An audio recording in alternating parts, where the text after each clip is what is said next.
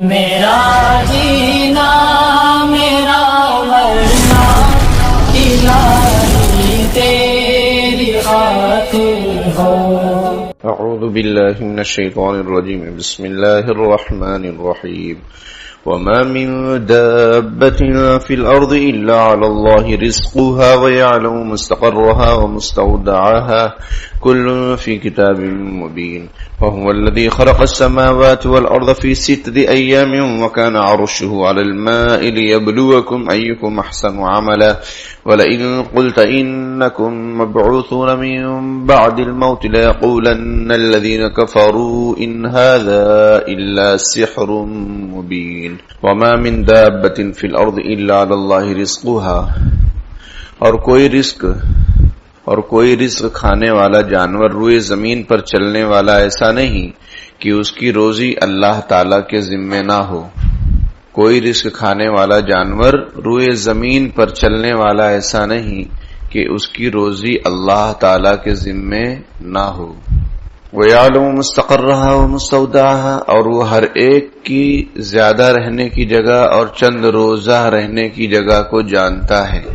کل فی کتاب مبین، سب چیزیں کتاب مبین یعنی لوح محفوظ میں لکھی ہوئی ہیں، موجود ہیں۔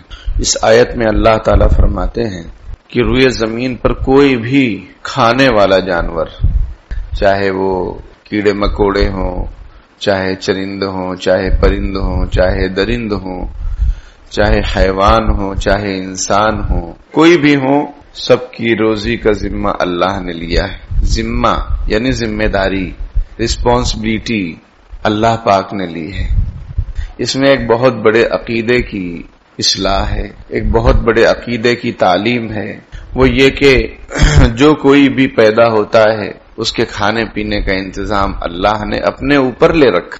آدمی کہیں کا سفر کرے، دلی کا سفر کرے اور گورنمنٹ کی طرف سے اس کا کھانا پینا رہنا ہو تو اس کو کوئی ٹینشن ہوتا ہے؟ وہ تو بہت خوش ہوتا ہے کہ چلو اپنے کو ہوٹل کا کرایہ بچ جائے گا اور کھانے پینے کا بچ جائے گا، کیونکہ گورنمنٹ نے ذمہ داری لی ہے کہ وہ رہنے سہنے کھانے پینے سارا انتظام وہ کریں گے۔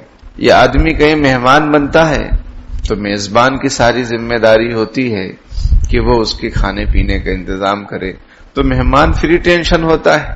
سرکار نے آپ کو بلایا ہے تو آپ فری ٹینشن رہتے ہیں۔ تو جب خالق اور مالک نے، اللہ نے آپ کو پیدا کیا ہے اور اس نے وعدہ بھی کیا ہے، قرآن میں ہے، قرآن کی ہر ایک آیت برحق ہے، اس میں کوئی شک نہیں ہے کہ جو کوئی بھی، ترجمہ کیا ہوا، کوئی رزق کھانے والا جانور روئے زمین پر چلنے والا ایسا نہیں ہے کہ اس کی روزی اللہ تعالی کے ذمے نہ ہو، اللہ کے ذمے۔ الا علی اللہ رزقها، قرآن میں دوسری جگہ ہے 8ویں پارے میں کہ لا تقتلوا اولادکم خشیۃ املاق، اپنی اولاد کا قتل مت کرو روزی کے ڈر سے، قتل نہ کرو۔ اپنی اولاد کو کیسے قتل کریں گے؟ وہ اس طور پر کہ اولاد پیدا ہوئی اس کو مار دیا، اولاد پیدا ہوئی اس کو مار دیے، ارے کہاں سے کھائے گا، کہاں سے کھائے گی، شادی بیاہ اتنا مہنگا ہے، اتنی مہنگی ہو گئی شادی، اس کا کہاں سے 10 لاکھ روپے خرچہ لائیں گے، 20 لاکھ روپے خرچہ لائیں گے۔ ایک شکل تو یہ مارنے کی اولاد کو، دوسری شکل یہ کہ اولاد ہونے ہی نہیں دے رہے ہیں۔ یہ بھی ہمارے معاشرے میں بہت زیادہ ہے، بہت زیادہ نہیں بہت زیادہ، اور اچھے خاصے لکھے پڑھے لوگ بھی یہ چیز کرتے ہیں کہ ارے اولاد ہو جائے گی، اس کو سنبھالے گا کون، اس کو پالے گا کون، یا پھر آپریشن وغیرہ کراتے ہیں کہ اولاد ہی نہ ہو۔ بالکل ناجائز اور حرام ہے، بالکل ناجائز اور حرام۔ ابھی کل 5ویں پارے میں ایک آیت پڑھی گئی تراویح میں، جس میں شیطان نے یہ کہا تھا فَلَيُغَيِّرُنَّ خَلْقَ اللَّهِ، کہ وہ اللہ کی بناوٹ میں ضرور بھی ضرور تبدیلی کرے گا۔ داڑھی مڈانا حرام کیوں ہے؟ داڑھی مڈانا اس لیے حرام ہے کہ اللہ نے اس کو بنایا ہے اور مردوں کو بنایا، عورتوں کو نہیں۔ آپ دیکھیں گے عورت کو داڑھی نہیں آتی، اگر آ بھی جائے تو اس کے لیے مسئلہ یہ ہے کہ وہ مڈا دے۔ مان لو اگر عورت کو آ بھی جائے مونچھ، کبھی کبھی کچھ آپ بوڑھی عورتوں کو، بہت بوڑھی عورتوں کو دیکھیں گے تو ان کو مونچھ وغیرہ نکل آتی ہے، وہ اس کو باقی رکھتی ہیں، باقی نہیں رکھنا چاہیے۔ بھئی آلو اور بھالو میں فرق ہے، میل فیمیل میں جینڈر اللہ نے بنایا ہے تو آپ سیم کیوں ہو رہے ہیں؟ تو عورت کے لیے مسئلہ ہے کہ اگر اس کو مونچھ وغیرہ نکل آئے تو اس کو مڑانا واجب ہے عورت کے لیے، تاکہ وہ साबिरा खातून मालूम हो, साबिर भाई मालूम ना हो। समझ में आई बात? फर्क हो तो फलयुगयिरुन्न खल्क़ल्लाह, शैतान ने कहा था कि मैं जरूर भी जरूर ऐसा करूंगा। वला आमुरन्नहुम, मैं लोगों को हुक्म दूंगा। शैतान कहता है अल्लाह के सामने कि मैं लोगों में ये डाल दूंगा, उनके दिलों के अंदर वसवसा डालूंगा कि वो अपने अंदर चेंजिंग लाएं, अल्लाह की बनावट में चेंजिंग लाएं। तो ज़ब्त तौलीद यानी औलाद होने के मसले को ही खत्म कर देना, ये अल्लाह की बनावट में चेंजिंग है। अल्लाह ने औलाद होने के सिस्टम को रखा है। हम और आप कौन होते हैं जो उस सिस्टम को खत्म कर दें? अगर खत्म कर रहे हैं तो ये नाजायज और हराम। हाँ, किसी का कोई मसला हो गया बहुत खतरनाक क्रिटिकल कि उसकी जान चली जाएगी, अगर ये नहीं किया गया तो डॉक्टरों का उस पर इत्तेफाक हो गया, कोई खराबी पैदा हो गई बच्चेदानी वगैरह में, उसके अलावा कोई चारा ही नहीं है, तो वो उसके अहकाम अलग हैं।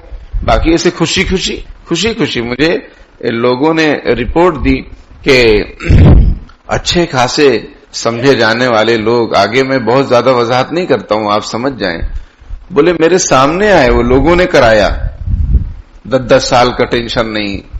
समझ में आई बात? कि औलाद ही नहीं होगी, या फिर वो पूरा सिस्टम ही खत्म कर देते हैं। ये सब बिल्कुल नाजायज और हराम है। अल्लाह ताला फरमा रहे हैं कि तुम उनका टेंशन क्यों ले रहे हो, अपनी औलाद का टेंशन मत लो। नहनु नरज़ुकुहुम वइय्याकुम, हम उनको भी रोजी देंगे, तुमको भी देंगे, हम रोजी देने वाले हैं ना भाई। अल्लाह ताला फरमा रहे कि मैंने जिम्मेदारी ली है। तो मैं जो आयत कह रहा था वो आयत ये है जो शैतान ने कहा था अल्लाह ताला से, वला उज़िल्लन्नहुम, मैं उनको गुमराह करूंगा, वला उमन्नियन्नहुम, और मैं उनको खूब उम्मीदें दिलाऊंगा कि सोते रहो अल्लाह बहुत गफूरुर रहीम है, रोजा रखने की क्या जरूरत है, अल्लाह बड़े गफूरुर रहीम है। वला आमुरन्नहुम, और मैं उनको तालीम दूंगा, फलयुबत्तिकुन्न आदानल अनआम, कि वो जानवरों के कानों को काटेंगे। वला आमुरन्नहुम फलयुगय्यिरुन्न खल्क़ल्लाह, और मैं उनको तालीम हुक्म दूंगा कि वो अल्लाह की बनाई हुई सूरत को बिगाड़ा करेंगे।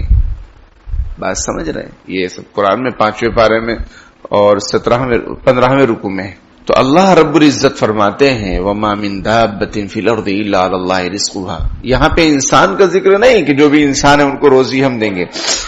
यहां पर तर्जुमा किया गया, फिर से देखिए, कोई रिस्क खाने वाला जिसको खाने की जरूरत, चींटी उसको खाने की जरूरत है भाई, कोई भी जानदार जिसको खाने पीने की जरूरत पड़ रही है, अल्लाह रब्बुल आलमीन फरमाते हैं उसकी रिस्क की जिम्मेदारी मेरी है, अल्लाह ने फरमाया। इसलिए देखो पहले के लोगों में देखो उनके ईमान माशाल्लाह मजबूत थे, अगरचे मकान कच्चे थे, तो 8-10 लोग पल रहे हैं, 8-10 औलाद हैं। ये जो लोग कहते हैं बच्चे 2 ही अच्छे, हम 2 हमारे 2, इनका बैकग्राउंड मालूम करो तो ये खुद 8-10 भाई बहन है। अगर इनके अब्बा ये सोच लेते तो ये नारा कैसे देते? इनके अब्बा भी यही सोच लेते तो ये नारा नहीं दे सकते थे आज, लेकिन आज नारा दे रहे हैं, बच्चे 2 ही अच्छे, हम 2 हमारे 2, ऐसा है वैसा है। ये सीए लागू करो ताकि बाहर के लोगों को लाओ, हमारी तादाद कम हो रही है। ये कुछ भी कर लें, खुदा का बनाया हुआ निजाम को अगर ये ठुकराएंगे तो ये हमेशा जलील रहेंगे, चाहे वो हिंदू हो चाहे मुसलमान। अल्लाह ने जो सिस्टम बनाया उस पर चलो।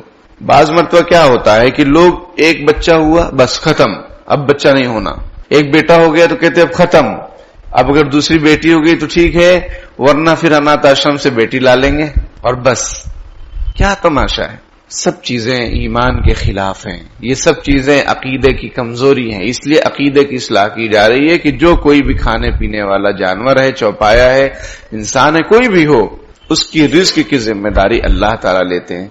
आपको ऐसे लोग भी मिल जाएंगे कि हमारे यहाँ ये बच्चा हुआ तो ये कारोबार में तरक्की हुई, ये बच्चा हुआ तो ये तरक्की हुई, तो ऐसे लोग भी मिल जाएंगे क्योंकि अल्लाह ताला जो बच्चा पैदा हो रहा है उसके रिस्क की जिम्मेदारी उसके माँ बाप पर, उसके वालिद पर। तो अब बच्चे ज्यादा हो रहे हैं तो आमदन भी ज्यादा अल्लाह ताला दे देते हैं, खर्च भी ज्यादा दे देते हैं, सैलरी और इनकम भी ज्यादा कर देते हैं, या अगर कम है तो उसमें बरकत दे देते हैं। ऐसा होता है, ऐसा होता है और ऐसा ही होता है। लेकिन ईमान की कमजोरी की बुनियाद पर हम लोग औलाद की नेमत से महरूम रहते हैं, और फिर खुदा न खास्ता अल्लाह ताला हिफाजत फरमाए, एक ही बच्चा है, अगर उसको कुछ हो गया तो फिर रोते फिरते हैं कि अब कोई बच्चा ही नहीं बचा, अब कोई बच्चा ही नहीं बचा। تو ایسا نہیں ہونا چاہیے. اللہ کی نعمت کو حاصل کرنا چاہیے. اور پھر اللہ نے ذمہ داری لی ہے. کوئی دنیا کی حکومت والے 15 لاکھ والے تھوڑی ہیں کہ وہ صرف جملہ ہو جائے. ہاں جملہ نہیں ہے یہ سب، جو جملہ ہے یہ برحق ہے. یہ جو سینٹنس ہے اس پر ہمارا ایمان ہے. اگر اس میں اگر شک ہو جائے تو آپ کا ایمان ختم. سمجھ میں آئی بات؟ یہ سب جوش میں خروش میں کہی ہوئی باتیں نہیں ہیں، سب اللہ کے فرامین ہے، اللہ کا کلام ہے، اللہ کا حکم ہے. لا تبدیل لکلمات اللہ. اللہ کی جو باتیں ہوتی ہیں، احکام ہوتے ہیں، اس میں کوئی تبدیلی آپ نہیں پائیں گے، کوئی تبدیلی نہیں ہوگی اس میں. تو اس لیے یہ ایمان اور عقیدہ ہمارا درست کرنا چاہیے کہ بھائی رزق کی ذمہ داری اللہ پر ہے، وہ دے گا، وہ اس نے وعدہ کیا ہے. اس نے کیا کہا دوسری جگہ 17ویں پارے میں، وَأَمُرْ أَهْلَكَ بِالصَّلَاةِ وَاصْطَبِرْ عَلَيْهَا. اپنے گھر والوں کو نماز کا حکم دو، خود بھی پابندی کرو. خود پابندی نہیں کرو گے، گھر والوں کو حکم دو گے، جھگڑا ہوگا. خود تو پڑھتے نہیں اور ہم پر جو ہے پریشر ڈالتے رہتے ہیں. تو بھائی پہلے آپ بھی پابندی کریں، پھر گھر والوں کو پابند بنائیں. وَأَمُرْ أَهْلَكَ بِالصَّلَاةِ وَاصْطَبِرْ عَلَيْهَا لَا نَسْأَلُكَ رِزْقًا. ہم تم سے روزی کموانا تھوڑی چاہتے ہیں کہ بس تم ہر وقت کماتے رہو. سیزن ہے، سیزن ہے. صبح میں جو ہے 12 بجے سو کر اٹھو اور رات میں 12-1 بجے دکان بند کرو. سیزن ہے، سیزن ہے. نحن لا نسألک رزقا. ہم تم سے روزی کموانا نہیں چاہتے. نحن نرزقک. ہم تم کو روزی دیں گے. تم یہ عمل تو کرو، نماز کی پابندی تو کرو. نحن نرزقک. ہم تم کو رزق دیں گے. یہ قرآن کہہ رہا ہے، یہ اللہ کہہ رہے ہیں، یہ اللہ تعالیٰ کہہ رہے ہیں. تو اللہ تعالیٰ نے فرمایا کہ رزق کی ذمہ داری ہمارے اوپر. اب ہمارے یہاں معاشرے میں بہت سارے ایسے لوگ ہیں جو گرو گھنٹال باباؤں کے پاس جاتے ہیں اور کہتے ہیں کہ بابا کسی نے روزی باندھ دیا ہے. ارے بھائی کون باندھ دے گا؟ اللہ تعالیٰ سے طاقتور کون ہو گیا؟ اللہ تعالیٰ دینا چاہ رہے ہیں، کوئی روک سکتا ہے؟ اگر روک رہا ہے تو مطلب یہ اللہ تعالیٰ دینا چاہ رہے ہیں اور یہ روک رہا ہے، تو روکنے والا زیادہ پاورفل ہوگا کہ اللہ پاورفل ہے؟ اللہ دینا چاہ رہا ہے اور یہ روک دیا کوئی بابا گرو گھنٹال انار کے جھاڑ میں. سمجھ میں آئی بات؟ اور پتہ نہیں کیا کیا. بھائیوں اپنے عقیدے کو درست کرو. کوئی رزق کو باندھنے والا نہیں ہے، کوئی رشتے کو باندھنے والا نہیں. سب اللہ نے وَخَلَقْنَاكُمْ أَزْوَاجًا. اللہ تعالیٰ فرماتے ہم نے تم کو جوڑے جوڑے بنائے. بلا بلی ہے، کتا کتیا ہے اور انسان کا جوڑا ہی نہیں مل رہا ہے. سمجھ میں آئی بات؟ طوطا مینا ہے اور پتہ نہیں کیا کیا ہے. تو اس کے سب سسٹم ہیں، وہ سب کا وہ چل رہا ہے. آپ کو رشتہ ہی نہیں مل رہا ہے. آپ کو رشتہ اس لیے نہیں مل رہا ہے کہ آپ کی خواہشات بہت لمبی لمبی ہیں، آپ کی پسند بہت ہائی فائی ہے کہ ناک ایسا ہو، نقشہ ایسا ہو، دکھتی ایسی ہو، آنکھیں ایسی ہوں، وغیرہ وغیرہ. اب وہ کوئی ملتی نہیں اس طریقے سے. کچھ نہ کچھ کمی تو ہر انسان میں اللہ نے بنایا ہے. کسی کا چہرہ اچھا ہے تو دانت اچھے نہیں ہیں، یا دانت اچھے ہیں تو ناک اچھی نہیں ہے. تو اس کو لے کر چلنا ہوتا ہے. ایک وکیل صاحب وکالت کر کے آئے، بیرسٹر بن کر آئے، تو انہوں نے بڑا بھاؤ تھا ان کو کہ ہم وکیل ہیں. انہوں نے لڑکی کی تلاش کی جو شرطیں لکھی کہ ایسی ہو ایسی ہو ایسی ہو، اب وہ ایسی مل ہی نہیں رہی ہے. عمر 40 سال پہنچ گئی، بہت افسوس ہو رہا ہے کہ یار وہ ایسی مل ہی نہیں رہی.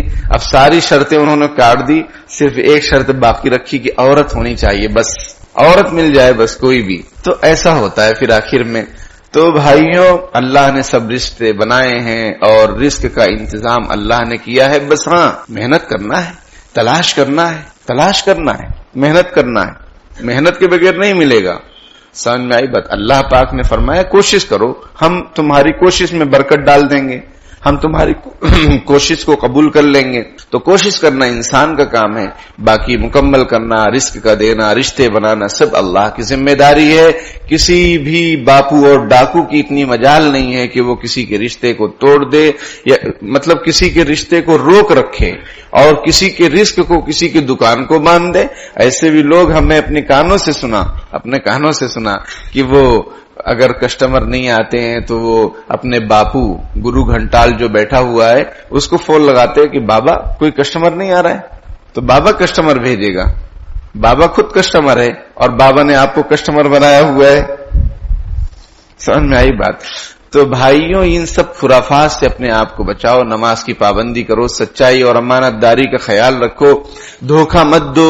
سمجھ میں آئی بات؟ آنے والے کسٹمر جو کوئی بھی ہو، مسلم ہو غیر مسلم ہو، اخلاق سے پیش آؤ، نرمی سے پیش آؤ. حدیث شریف میں، نسائی شریف میں ہے کہ تم سے پہلے ایک آدمی ایسا تھا جو لینے میں، دینے میں، بیچنے میں، خریدنے میں بہت نرمی کا معاملہ کرتا تھا. اللہ پاک نے اس کی مغفرت فرما دی. اس کے اس عمل کی وجہ سے.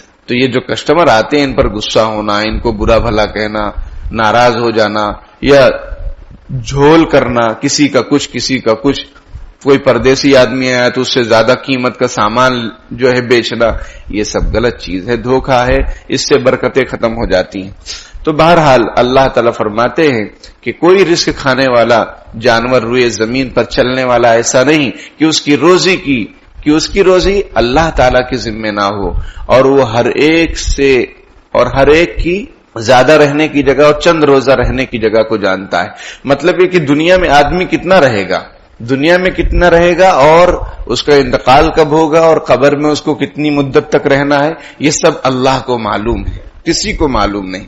قرآن میں دوسری جگہ پر 21ویں پارے میں وَمَا تَدْرِي نَفْسٌ مَاذَا تَكْسِبُ غَدًا، کسی کو معلوم نہیں کہ کل وہ کیا کرے گا۔ وَمَا تَدْرِي نَفْسٌ بِأَيِّ أَرْضٍ تَمُوتُ، کسی کو پتہ نہیں کہ اس کا انتقال کس روئے زمین پر ہوگا، کسی کو پتہ ہی نہیں۔ آدمی بہت اچھا خاصا رہتا ہے، حج پہ جاتا ہے، انتقال ہو جاتا ہے، بہت اچھا خاصا رہتا ہے، عمرے پہ جاتا ہے، انتقال ہو جاتا ہے، بہت اچھا خاصا رہتا ہے، کوئی تکلیف نہیں رہتی ہے، کسی اور جگہ پر جاتا ہے، انتقال ہو جاتا ہے۔ سمجھ میں آئی؟ علاج کرانے کے لیے بمبئی جاتا ہے، علاج کرانے کے لیے ناگپور کامٹی آتا ہے، پھر اپنے وطن لوٹتا ہے، وہاں انتقال ہو جاتا ہے۔ ہماری والدہ کے ساتھ بھی ایسا ہی ہوا کہ 2 مہینے یہاں رہی، ماشاءاللہ کوئی تکلیف نہیں، گھر گئی، 14 دن کے اندر انتقال ہو گیا اچانک۔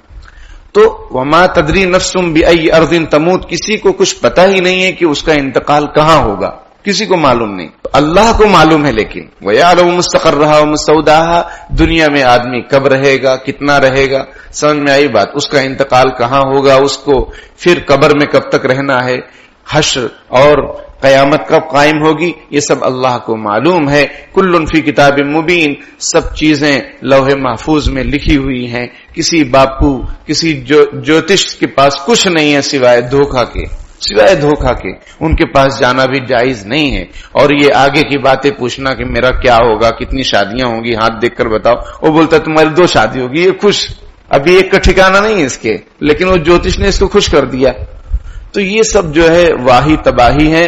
اللہ تعالیٰ سے ڈرنا چاہیے اور اللہ پر ایمان رکھنا چاہیے، اللہ سے مانگنا چاہیے، اللہ سے اپنی پریشانی کا اظہار کرنا چاہیے۔ اگر کوئی پریشانی ہے تو دعا مانگنا چاہیے، اللہ تعالیٰ راستے کھولیں گے۔ باقی غلط چیزوں اور غلط عقیدوں پر بالکل بھی بھروسہ نہیں رکھنا چاہیے۔ اللہ پاک عمل کی توفیق عطا فرمائے، آمین۔ وآخر دعوانا الحمدللہ رب العالمین۔